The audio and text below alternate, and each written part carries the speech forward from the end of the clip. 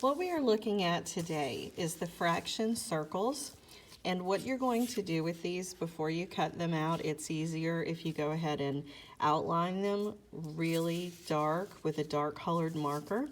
I use just a regular black marker to outline these, and you'll notice when I cut them out, my cuts are not perfect, but that's okay because the outside is not as important as the inside.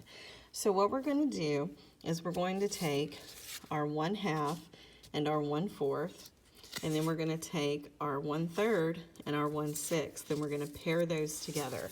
We'll look at the 1/8 and the 1/12 in a few minutes, but I want to look at these two first.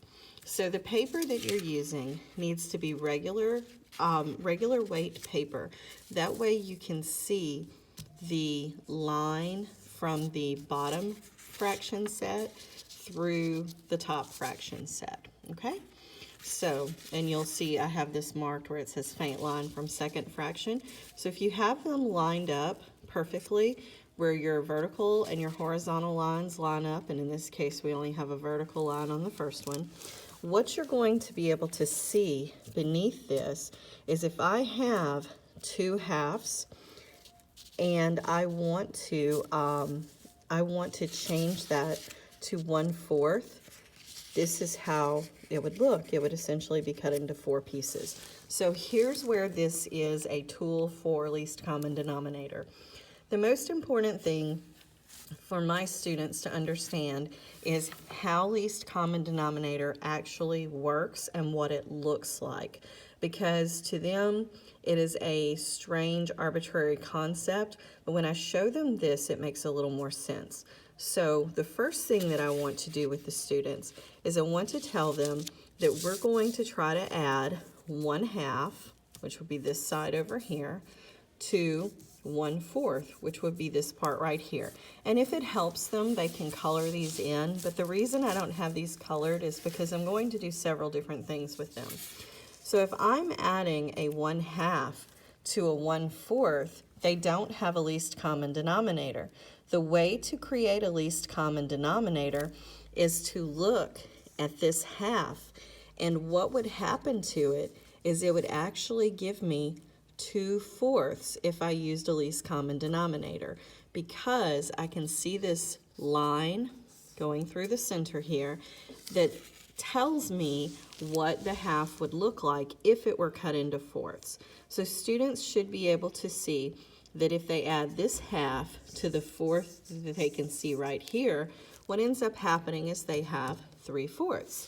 And this is an interesting and easy way for them to sort of figure out how these denominators work, how least common denominator works, because what we're essentially doing is we're taking one of our objects and we are making the, what I call pizza slices, an equal size. So let's look at this with the 1/3 and the 1/6. So again, what I'm going to do is I'm just going to line these up, and with this one, I'm going to make sure that I'm lining up at the center there, and you can actually see very clearly the line from the 6th fractions beneath the 3rd fractions. So if I were adding 1/3 to, let's say, 3/6, what I would do is I would put these on top of each other, and I would be able to see that 1/3 has the same value as 2/6.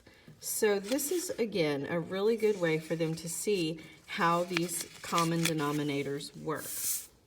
If I'm adding a 1/2 to an 1/8, I can see how I would need to split up my 1/2 so that its pieces would be essentially the same size as my 1/8 pieces.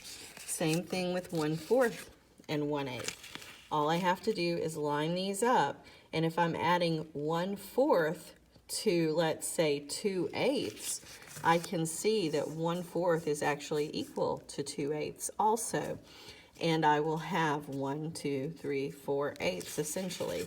So I would play around with these and let your students have a little bit of fun seeing the impression of the fraction circle behind the first fraction circle. And what that's going to do is it's going to help establish a sort of relationship, and it's going to help them understand the ratios a little bit better. So that if I have 2/4 and I'm adding it to, let's say, 6/12, which would be this side over here, then what would this look like? If I'm using 12 as my least common denominator, then what I need to do with this is I need to cut this pizza essentially into 12 slices. And this will show us how that would be cut. So again, if I'm using 2/4, then this part would become 1, 2, 3, 4, 5, 6. So it becomes 6/12. So I hope this is a simple explanation of how to use these fraction circles, and feel free to create your own fraction circles, because this is something that I have found really helps my students when they're trying to understand the concept of least common denominator and how least common denominator actually works and why it looks the way it looks. So I hope you enjoyed this video, and give us a like if you did. Thank you.